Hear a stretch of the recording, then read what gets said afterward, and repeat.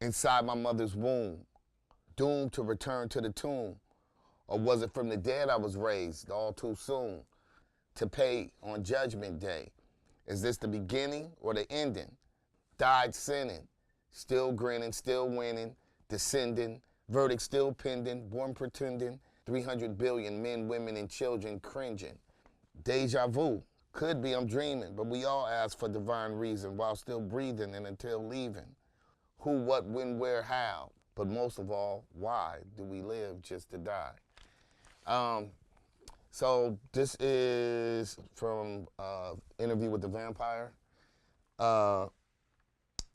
It's a philosophical record, and the basic premise is, from a Judeo-Christian standpoint, but any belief system, if you got to meet your maker, what would you ask? What would be your questions? And I guess the ultimate question is always like, why are we alive? What is the point? So I start the song creating a scenario. Inside my mother's womb, they say, like, before you're born, you have all this information.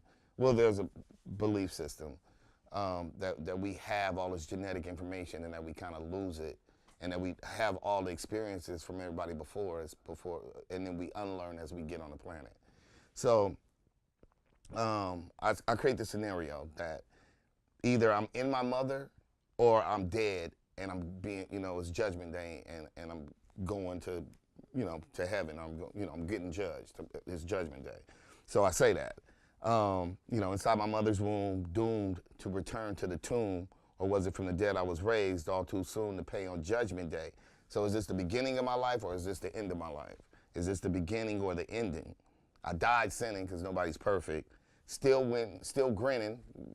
We were happy out here on planet Earth. Still grinning, still winning, descending, going down. That's the death. But the verdict's still pending. So whether you're born, if you had all this information and about to hit planet Earth and whatever happens, your verdict is still pending. Or even if it's Judgment Day, the verdict is still pending. Born pretending. 300 billion men, women, and children cringing. So I'm still setting up that Judgment Day thing. And then thinking about all the people that died. So just imagine you, your great-grandmother, your grandmother, just your whole lineage.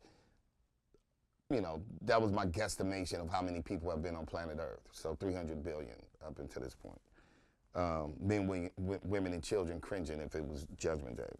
So I say deja vu, like I've been here before. Could be I'm dreaming. So like I've been here before. Was it in a past life? Was it, were we angels? I'm kind of creating that scenario and then we became physical.